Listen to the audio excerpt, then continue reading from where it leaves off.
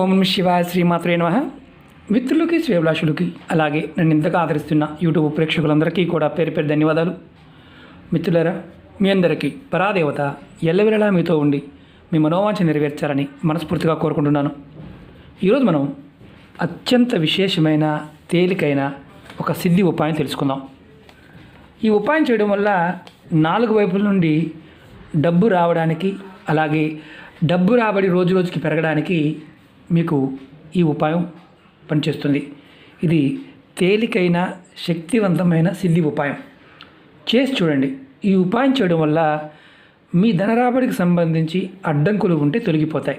అలాగే మీ ధనానికి దిష్టి తగలదు. అలాగే ఆర్థిక సమస్యల నుండి బయటపడే మార్గాలు తెలుస్తాయి.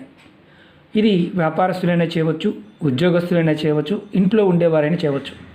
ఈ ఉపాయం చేయడం వల్ల వ్యాపారం చేసేవారనుకోండి, కస్టమర్స్ని ఆకర్షించగలుగుతారు. దానివల్ల వ్యాపారం వృద్ధి చెందుతుంది. డబ్బుకు లోటు లేకుండా ఏదో ఒక మార్గం ద్వారా డబ్బు వస్తూ ఉంటుంది. ఈ ఉపాయాన్ని ఆడవారైనా మగవారైనా చేయవచ్చు. ఆడవారు మాత్రం నెలసరి సమయంలో మాత్రం చేయమాకండి. ఈ ఉపాయాన్ని బుధవారం నాడు చేయవచ్చు, లేదా శుక్రవారం నాడు. ఈ 2 రోజుల్లో ఏదైనా ఒక రోజు మాత్రమే చేయాలి. బుధవారం నాడు కానీ, శుక్రవారం నాడు కానీ. ఈ ఉపాయాన్ని ఉదయం నుండి రాత్రి మీరు నిద్రపోయే లోపు ఎప్పుడైనా చేయవచ్చు.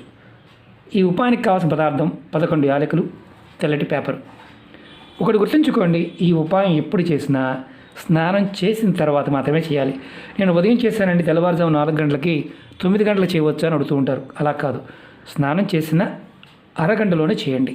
అది గుర్తుంచుకోండి. స్నానం చేసిన తర్వాత ఎక్కువ సమయం ఉండకూడదు. ఇది ఇంటి దగ్గర తయారు చేసి మీరు షాపు దగ్గర కట్టవచ్చు. షాపుకి వెళ్ళి షాపు దగ్గర కూడా మీరు చేయవచ్చు. ఎలా చేయాలి, ఏ విధంగా చేయాలి నేను చూపిస్తాను. ఆ విధంగా ప్రయత్నించండి. ఇప్పుడు ఒక్కొక్కసారి మనం ఏంటంటే, ఇది సిద్ధి ఉపాయం అన్నారు కదా గురువుగారు, ఎలా పనిచేస్తుందని అడిగేవారు ఉంటారు. నేను చెప్తాను, జాగ్రత్తగా స్కిప్ చేయకుండా చూడండి. అలాగే మీకు ఈ వీడియో నచ్చినట్లయితే లైక్ చేయండి, ఛానల్ని సబ్స్క్రైబ్ చేసుకోండి, పక్కనే ఉన్న గంట సింబల్ని యాక్టివేట్ చేసుకొని ఆల్ అనే బటన్ని యాక్టివేట్ చేసుకోండి.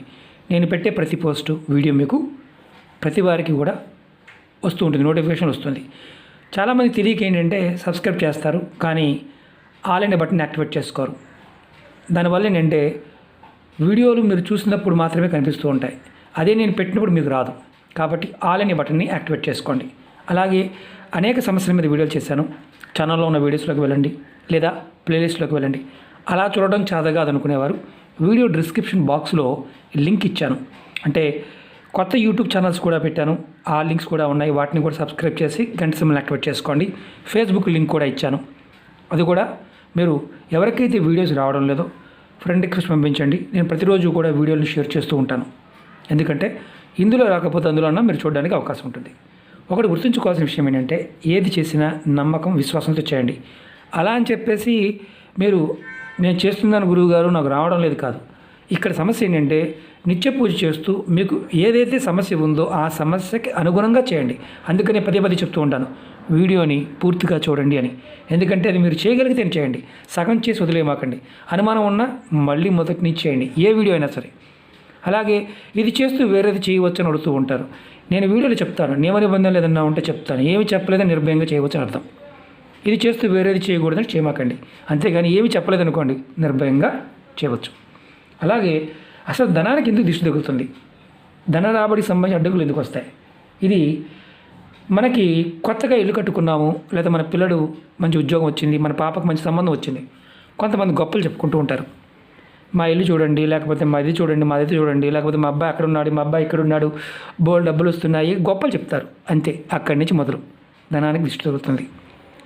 ఆ దిష్టి తగలటం మీ జీవితం అంతే. ఇక దాన్ని వెనక్కి తిరిగి చూసుకోవడం కష్టం.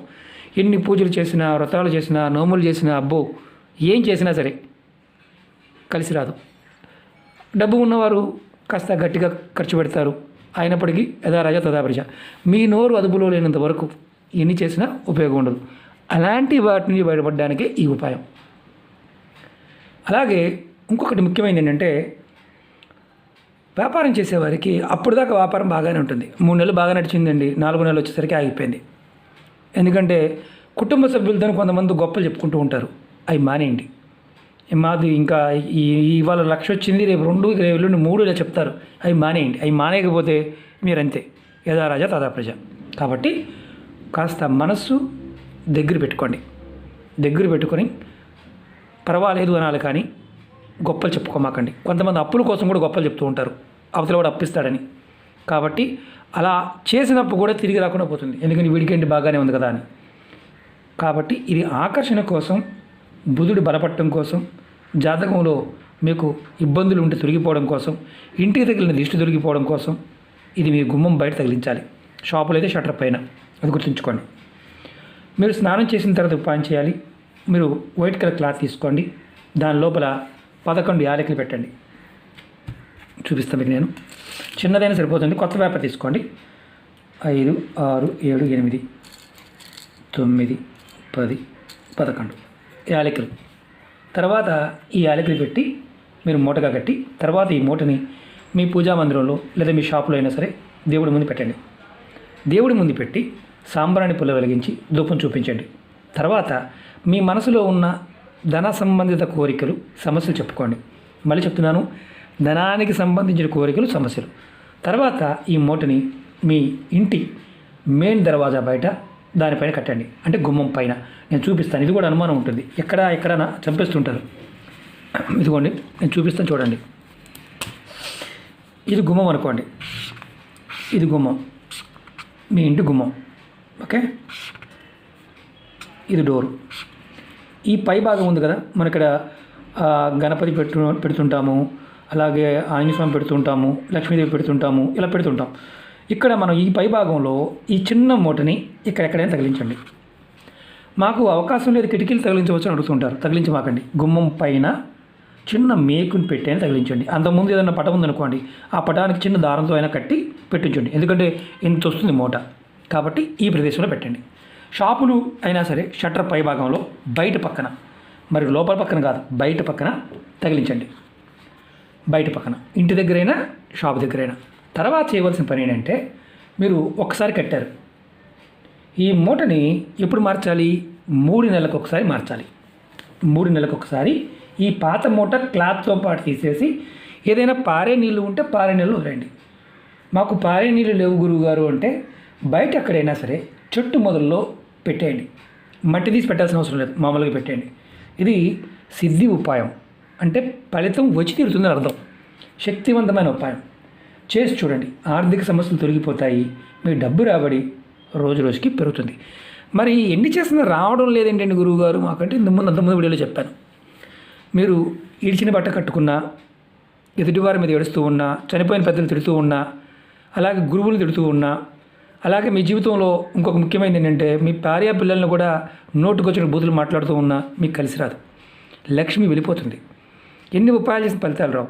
కాబట్టి అది గుర్తుంచుకోండి. అలాగే నేను చెప్పిన ఉపాయాల్లో మీరు ఏది చేయగలిగితే, ఇప్పుడు చెప్పాను, ఇది మీ మనసుకు చేయాలనిపిస్తే చేయండి. నాకు అనిపించడం లేదు గురువుగారు అని చేయమాకండి. అలాగే నమ్మకం లేదు, విశ్వాసం లేదు, మాకు ఎన్ని నమ్మవండి అనేవి చేయమాకండి. ఎందుకంటే నమ్మకం లేని వారు అస్సలు పొరపాటును ప్రయత్నించమాకండి.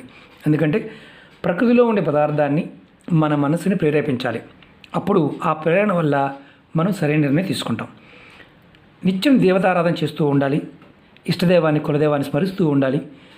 అవి చేయటం వల్ల ఏంటంటే మన సామెత ఉంటుంది, పాలకు నీళ్లు తోడులాగా. అంటే మనం ఏది చేసినా అది ప్రాకృతికమైన శక్తి సహాయం చేయడం కోసం చూస్తున్నాం అని అర్థం. ప్రయత్నపూర్వకంగా చేయండి, ఫలితాన్ని పొందండి. మీకు ఈ వీడియో నచ్చినట్లయితే లైక్ చేసి ఛానల్ సబ్స్క్రైబ్ చేసుకొని పక్కనే ఉన్న గంట సింబల్ యాక్టివేట్ చేసుకొని 10 మంది మిత్రులకి షేర్ చేయండి. ఓం నమః శివాయ, శ్రీమాత్రే నమః.